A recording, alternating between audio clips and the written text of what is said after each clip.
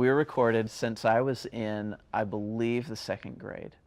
So twice every year, we would get a pretty long interview with Rick Stevenson. He's a film producer.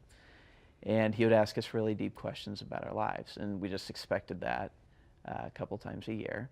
He would ask, things like, how would you like things to change in your family?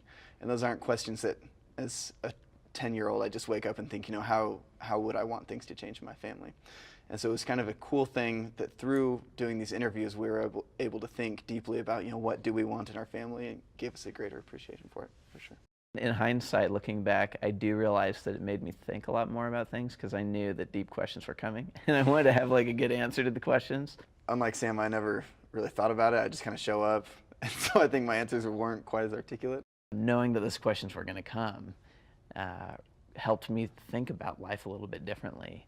And I think it changed the way I lived a little bit too, interestingly. I didn't know that what he was saying about our relationship, and he didn't know what I was saying about our relationship. Rick made it really clear that, he wasn't, if we said something to him, he wasn't going to tell anyone. I don't know. Except for, the thousands of people that saw it. It was a way for us to kind of track how we were developing and then holding ourselves accountable to our younger selves. I was mostly doing it to keep a record of my own life for my own kids. And part of the benefit was that I thought, hey, if I can overcome this challenge, this can be like a record that I can show my kids.